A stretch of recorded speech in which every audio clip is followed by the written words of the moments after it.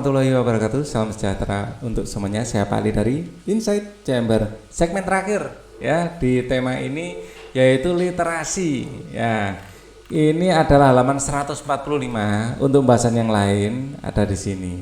Ini adalah playlistnya. Dengan menggunakan playlist, maka pembahasan bisa didapatkan urut dan runtut. Gunakan playlist ini, linknya ada di bawah di kolom deskripsi, atau langsung tap di channel, masuk ke dalam channel, dan playlistnya adalah kelas 5 buku tematik.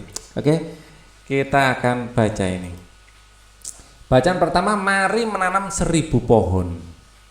SD Nusantara Bangsa, Gedung Baru. Berhubung baru, lingkungan SD Nusa Bangsa masih gersang. Belum banyak tanaman yang tumbuh di lingkungan SD Nusa Bangsa. Pagi ini dalam upacara bendera, Pak Hari, Kepala SD Nusa Bangsa mengajak warga SD menghijaukan lingkungan sekolah.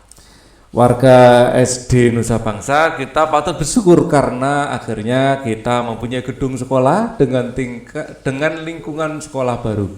Gedung sekolah ini sangat layak kita gunakan. Lingkungan sekolah ini sangat mendukung proses pembelajaran, namun sayang lingkungan sekolah kita masih gersang. Belum ada tanaman peneduh dan tanaman hias yang dapat menjadikan sekolah ini asri. Siapa yang bertanggung jawab menghijaukannya? Ya. Anak-anakku, ayo kita hijaukan lingkungan sekolah. Kita akan melakukannya minggu depan. Kita namakan kegiatan kita mari menanam 1000 pohon. Tidak hanya menanam tanaman di lingkungan sekolah, kita akan menanam tanaman peneduh di jalan menuju sekolah kita. Bahkan kita juga akan menghijaukan lahan kosong di bukit utara sekolah kita.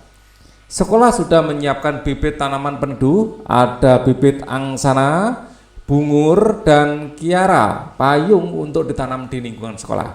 Agar lingkungan sekolah semakin asri, silakan setiap kelas menanam tanaman hias di sekitar kelas untuk pohon peneduh sepanjang jalan yang telah untuk pohon peneduh sepanjang jalan telah disediakan bibit akasia dan mahoni. Selanjutnya, Bapak minta setiap siswa membawa 1 bibit tanaman. Kita akan menanamnya di tanah kosong di bukit utara sekolah kita. Demikian Pak Hari mengajak warga sekolah mengadakan kegiatan penghijauan. Wah, ini bibitnya. Ya, bibitnya. Warga Gayung bersambut. Ajakan Pak Hari pun ditanggapi positif oleh warga sekolah. Setelah upacara bendera, warga kelas 5 dipimpin Pak Darmawan, guru kelas 5 mengadakan diskusi. Anak-anak, kalian sudah mendengar rencana sekolah kita mengadakan penghijauan. Nah, tugas kita selain ikut menanam tanaman dan membawa 1 bibit tanaman, kita harus menghias lingkungan kelas kita. Bapak sarankan kalian menanamkan tanaman hias. Pak Darmawan pun menjelaskan macam-macam tanaman hias yang dapat mereka tanam. Pak Darmawan, boleh saya tanya, Pak?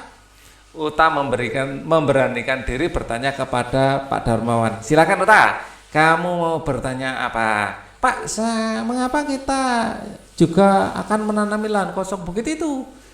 Kalian tentu masih ingat, musim hujan lalu desa kita banjir, kita semua harus mengungsi. Bahkan karena banjir, sekolah kita rusak. Lokasi sekolah kita memang rawan banjir. Makanya kita pindah di tempat ini yang tidak rawan banjir. Tempat kita lebih tinggi daripada tempat kita sebelumnya dan jauh dari sungai. Mengapa banjir terjadi, Pak? Sambut Edi. Karena sudah tidak ada lagi pohon-pohon besar yang menahan air hujan. Pohon-pohon di bukit itu sudah ditebangi, bukit itu sudah gundul, maka air hujan pun tanpa dapat dicegah berubah menjadi banjir. Itu alasannya mengapa kita juga harus menanami lahan kosong itu, ya, kata Dina. Benarnya, kata Pak Darmawan. Tanaman apa saja yang bisa ditanam di lahan kosong itu, Pak? Tanya Nini. Sebetulnya ada banyak tanaman yang dapat digunakan sebagai tanaman penghijauan. Bisa akasia, matoa, angsana, bambu, bungur, cemara, bundel, johar, kiara payung, ki hujan, mahoni, pelem putri, palem raja, dan pohon tanjung itu. Ya, dan pohon tanjung itu nama-nama tanaman untuk penghijauan. Apakah semua tanaman itu akan ditanam di lahan kosong itu, Pak? Tanya Anang. Kita hanya akan menanam beberapa jenis tanaman saja. Tanaman lain yang ditanam adalah tanaman yang kalian bawa. Ya, apakah saya boleh bawa bibit tanaman buah, Pak? Tentu saja boleh. Kalian boleh membawa tanaman buah, tanaman lainnya, yang penting tanaman itu dapat menghijaukan lahan kosong itu. Hari yang ditentukan pun tiba, anak-anak datang ke sekolah dengan membawa bibit tanaman. Ada yang membawa bibit buah, bunga, tanaman hias, bahkan ada juga anak-anak yang membawa tanaman pot yang digantung. Ya, kegiatan pun segera dimulai. Hari pertama mereka menanam tanaman peneduh, tanaman penghijauan sekolah. Mereka juga menanam tanaman hias di sekitar kelasnya. Semua tampak riang dan gembira. Sesekali sambil bekerja mereka bercanda dengan riang. Lepas tengah hari pekerjaan mereka selesai, mereka pun bersiap bersantap siang bersama. Setelah itu mereka pulang ke rumah masing-masing. Kegiatan anak-anak dilanjutkan hari kedua. Kali ini hanya kelas 4, 5, dan 6 yang mengikuti kegiatan. Dengan berjalan kaki mereka menuju lahan kosong itu. Dengan riang hati para siswa berjalan beriringan menuju lahan kosong itu. Sesampainya di lahan kosong dengan dipimpin Pak Hari, anak-anak pun melakukan penghijauan. Mereka menanam tanaman yang disediakan sekolah. Mereka juga menanam tanaman yang mereka bawa. Tanaman itu didata dengan rapi. Menjelang tengah hari kegiatan mereka berakhir, mereka kembali ke sekolah. Tanaman yang mereka tanam memang tidak dapat segera mereka nikmati, namun apa yang mereka tanam hari ini akan membawa manfaat besar bagi kelestarian lingkungan. Lingkungan akan menjadi hijau, tanah kosong akan berubah menjadi lahan hijau. Kelak tanaman-tanaman itu akan menjadi penahan air hujan, ya, agar tidak menjadi banjir. Itu semua berkat kegiatan yang dicanangkan di SD Nusa Bangsa. Mari menanam 1000 pohon. Oke, bacaan 2, hemat air. Kakak, ayo main air. Ajak Raka, adikku. Aku lihat dari jauh Raka sedang memainkan selang air. Air itu disiram-siramkan di badannya. Kemudian air itu juga disemprot-semprotkan ke tanaman. Badannya basah kuyup. Air sudah mengalir kemana-mana. Air membuat becek halaman rumah. Aku tidak bisa membiarkan kelakuan Raka. Maka aku hampiri Raka. Raka, hentikan, teriakku kepada Raka sambil tanganku mematikan keran air. Seketika Raka menghentikannya. Kak Ines, mengapa matikan? Aku kan sedang main air. Kakak ganggu saja, kata Raka memprotesku. Lihat Raka, air selang ini mengalir kemana-mana. Halaman rumah tergenang air, becek kak, kataku kepada Raka. Kan asik kak, jawab Raka. Ayo kak, kita main air bersama. Kamu memang bandel kak, nggak mau. Sekarang mandilah di kamar mandi, bilas badanmu. Mula-mula Raka tidak mau menuruti kata-kataku, tetapi ia masih ingin main air. Ia tetap masih ingin air. Bahkan ia mulai merengek memintaku untuk menghidupkan keran air. Aku tetap menolak keinginan Raka. Kami pun bertengkar. Raka bersikeras untuk tetap bermain air. Aku pun bersikeras melarang Raka bermain air. Karena bertengkar, aku tidak menyadari ayah menghampiri kami. Ayahnya datang. Jreng. Ines, Raka, ayo berhenti bertengkar, tegur ayah ketika kami bertengkar.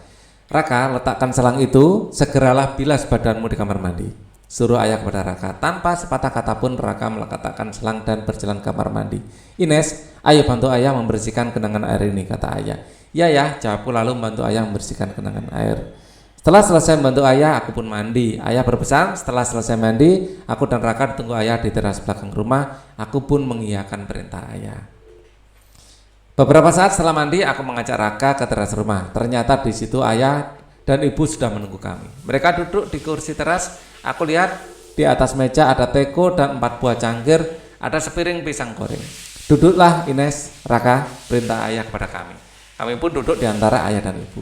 Raka, minum wedang jahe dulu biar badanmu pasti dingin karena main air, kata ibu kepada Raka. Ya bu, jawab Raka sambil menuang wedang jahe ke dalam cangkir. Ayah dan ibu dan aku menuang wedang jahe ke cangkir kami masing-masing sambil menikmati wedang jahe dan pisang goreng. Kami berbincang-bincang.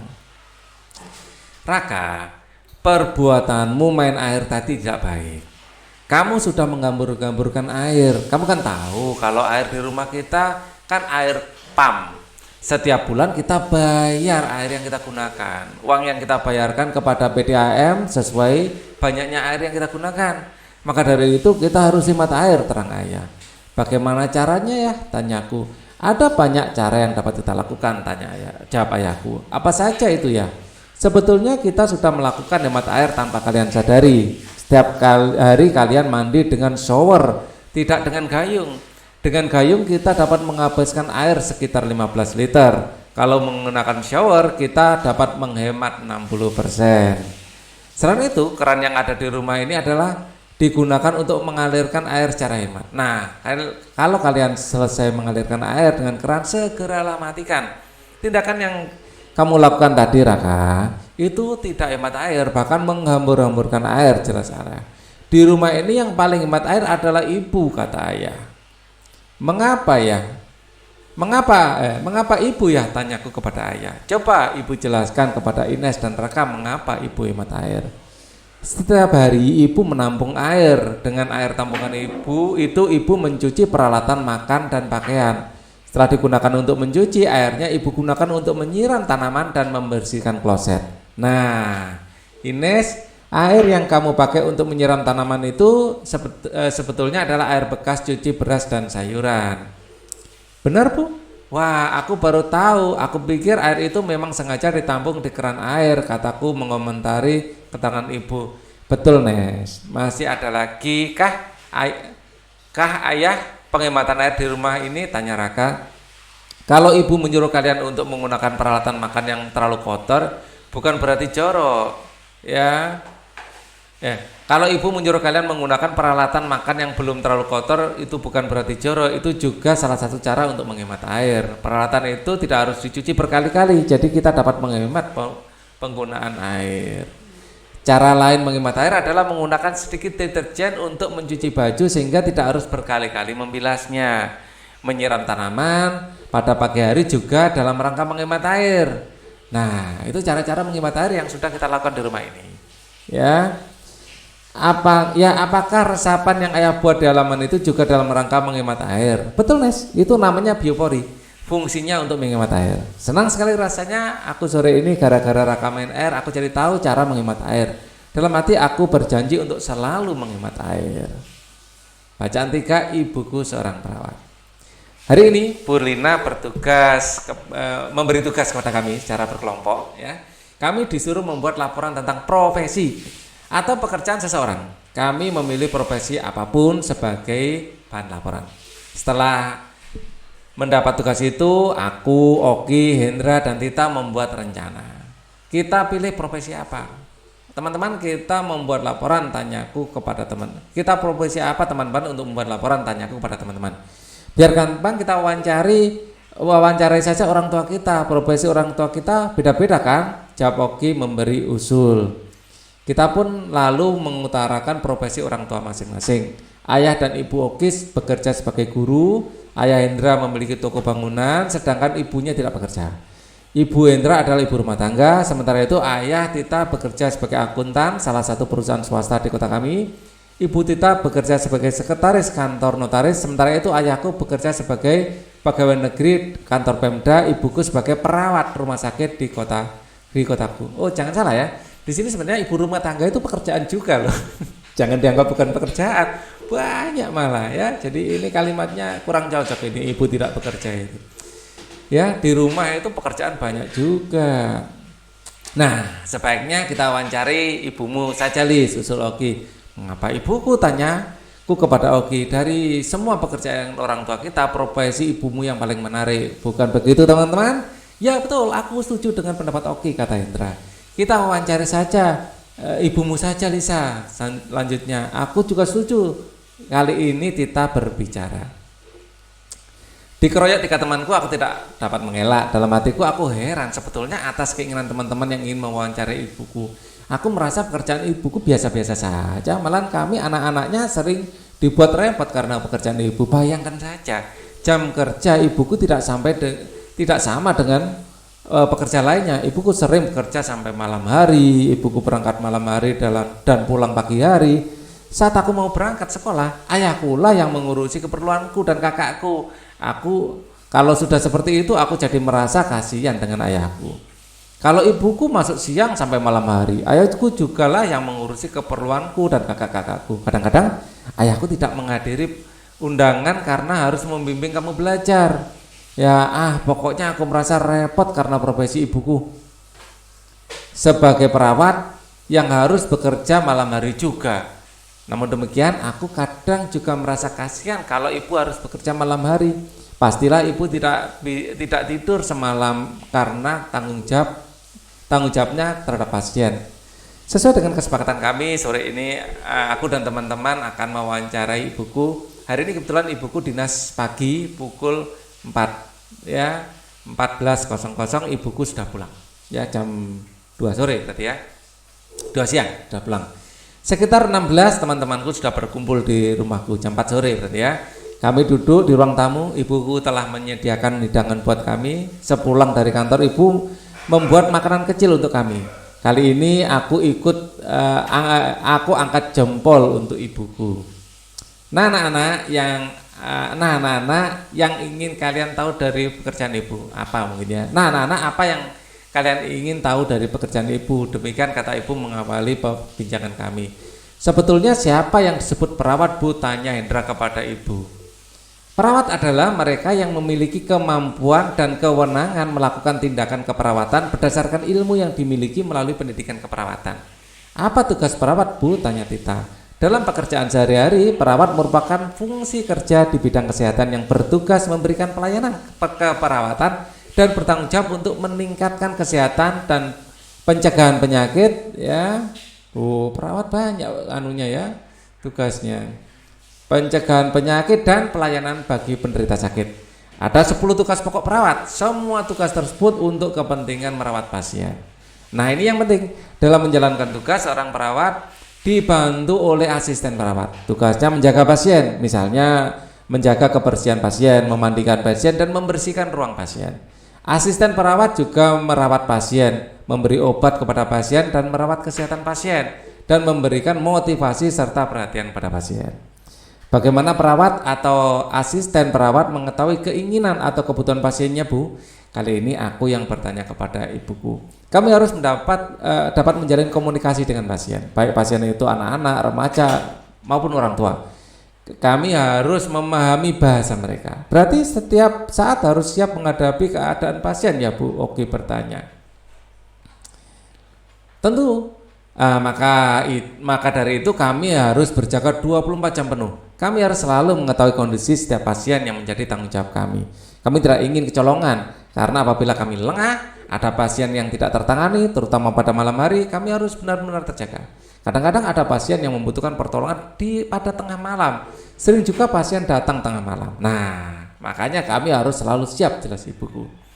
Masih banyak lagi pertanyaan yang kami lontarkan kepada ibuku. Semua jawaban ibu ternyata menyadarkan aku betapa mulia pekerjaan ibuku. Aku jadi malu, selama ini aku sering mengeluh karena ibuku sering tidak ada saat kami membutuhkannya. Aku jadi malu, ternyata ibuku melakukan tugas mulia merawat pasien di rumah sakit. Aku bangga padamu, ucapku dalam hati. Ibu, aku bangga padamu, ucapku dalam hati. Lisa, aku kagum dengan ibumu. Ternyata ibumu benar-benar berjasa bagi orang lain. Kamu juga bangga, kamu tentu juga bangga kepada ibumu. Kata Tita semakin menguatkan aku untuk menghargai dan menaruh hormat terhadap pekerjaan ibuku. Sekarang bacaan yang keempat, mengikuti perhelatan perkawinan adat Betawi. Pada liburan kenaikan kelas lalu, Vika, Vito berkunjung ke rumah pamannya di Jakarta.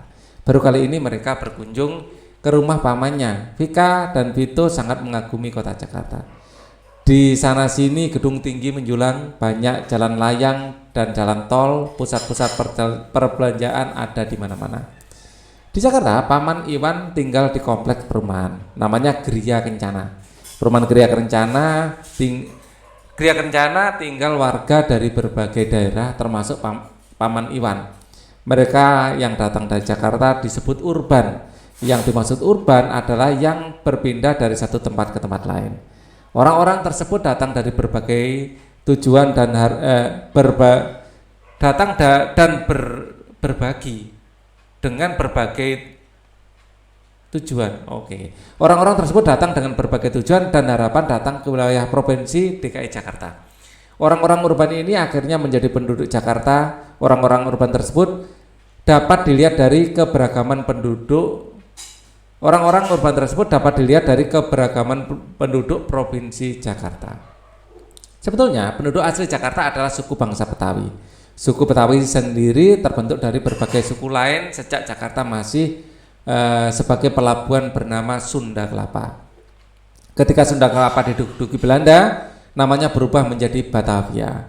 Dalam dialek setempat, Batavia menjadi Betawi, percampuran orang-orang Melayu, Sunda, Jawa, Bugis, Makassar, Bali, Ambon, dan ras lain seperti Arab, Cina, Portugis telah membentuk kesatuan hidup setempat secara tradisional menyebut dirinya Betawi. Dari kata Batavia ternyata Betawi itu ya. Di kompleks tempat tinggal Paman Iwan ada juga Betawi asli, keluarga Pak Sobri dan Pak Safei itulah asli Betawi. Di kompleks perumahan itu walaupun asli penduduk Betawi, mereka berbaur dengan para pendatang. Bahkan mereka menjadi penduduk biasa, justru yang menjadi pemimpin adalah Paman Iwan yang bersuku Jawa. Paman Iwan menjadi ketua RW di kompleks perumahan tersebut. Hari ini saat Pika dan Vito berada di rumah Paman, ada perhelatan di rumah Pak Sobri. Beliau menikahkan putrinya Maudi, putri Pak Sobri menikah dengan salah satu putra warga perumahan Gria Kencana, Alfian nama calon menantu Pak Sobri. Ia adalah putra Pak Salim yang berasal dari Palembang. Upacara pernikahan digelar dengan adat Betawi. Semua warga perumahan Gria Kencana sudah berkumpul di rumah Pak Sobri. Mereka datang di perhelatan itu. Salah satu tujuannya adalah mengikuti upacara perkawinan adat Betawi. Sebelum acara ini sudah dijalankan beberapa upacara adat merupakan rangkaian upacara pernikahan. Semuanya dilakukan dengan adat Betawi. Ya, seperti ini pakaiannya ya. Pada jam yang sudah ditentukan, rombongan pengantin laki-laki tiba di rumah Pak Sobri. Walaupun keluarga pengantin laki-laki berasal dari Palembang, mereka mengenakan pakaian adat Betawi. Rombongan pengantin laki-laki ini berjalan berarak-arakan dengan diiringi rebana dan ketimpring.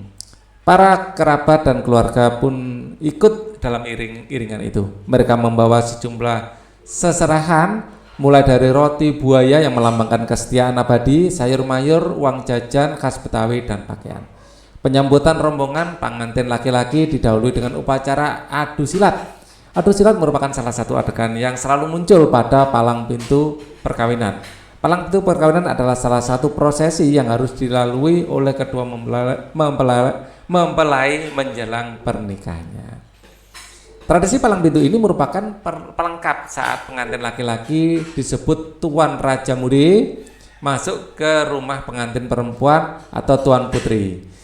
Upacara ini diawali dengan saling bertukar salam. Lama-lama situasi memanas karena pihak pengantin perempuan menguji kesaktian dan kepandaian pengantin laki-laki dalam berilmu silat dan mengaji. Kemudian terjadi baku hantam dan pihak laki-laki lah yang menang. Usai pertarungan ini, pengantin laki-laki diminta memamerkan kebolehannya membaca Al-Quran. Paman, pakaian pengantinnya bagus ya, kata Pika. Apa namanya Paman? Maudi dan Alfian, sepasang pengantin itu mengenakan pakaian adat Betawi. Alfian mengenakan pakaian seperti dandanan haji dan mengenakan tutup kepala yang disebut alpia atau alpie. Di pinggir alpie diberi untayan bunga melati yang ujung bawahnya ditutup bunga cempaka dan ujung atasnya diberi sekuntum bunga mawar merah. Jubah yang dikenakan pengantin laki-laki biasanya terbuka dan dihiasi dengan emas. Manik-manik bermotif burung hong, bunga-bungaan, kubah masjid, dan sebagainya. Pengantin laki-laki juga menggunakan baju gamis sebelum mengenakan jubah. Sebagai pelengkap, pengantin laki-laki mengenakan selempang berhiaskan mute sebagai tanda kebesaran. Pengantin perempuan mengenakan tuaki, yaitu baju bagian atas biasanya model Shanghai, Cina, dan model baju kurung Melayu. Padanan tuaki dengan kun yaitu menjadi rok melebar sampai mata kaki. Pakaian ini dilengkapi dengan penutup dada bermotif bunga teratai. Rambut pengantin perempuan dicepol dan diberi hiasan tusuk konde. Hiasan yang dikenakan kepala adalah singko bercadar. Di atasnya diletakkan sigar atau mahkota dengan motif bunga-bungaan yang dipenuhi permata. Perhelatan yang di rumah Pak Sobri digelar dengan meriah. Hiburan yang ditampilkan adalah tarian khas Betawi, musik gambang kromong, Makanan yang disajikan pun bermacam-macam, diantaranya adalah makanan khas Betawi. Ada nasi kebuli, nasi uduk, ada juga kerak telur dan es doger. Para tamu sangat menikmati perhelatan tersebut. Para tamu berasal dari berbagai suku menikmati semua acara tradisional yang ditampilkan. Mereka juga menikmati kesenian daerah yang digelar. Bahkan makanan khas nasi kebuli menjadi favorit para tamu untuk dinikmati. Vika dan Vito, Paman Iwan dan keluarganya pun juga menikmati perhelatan tersebut. Peristiwa ini menjadi pengalaman yang berharga bagi Vika dan Vito. Ternyata di tengah hiruk pikuk kota Jakarta yang beragam masih ada tradisi yang dipertahankan. Di tengah segala perbedaan dan persatuan di antara berbagai suku bangsa yang tinggal berdampingan ada keharmonisan dan kebersamaan. Alangkah indahnya kebersamaan dan persatuan, alangkah indahnya keharmonisan di antara perbedaan. Ya. Sungguh indah ya keharmonisan itu. Itu adalah akhir dari tema ini. Kita akan ketemu lagi nanti di video berikutnya, di tema berikutnya juga. Thank you for watching. Wassalamualaikum warahmatullahi wabarakatuh.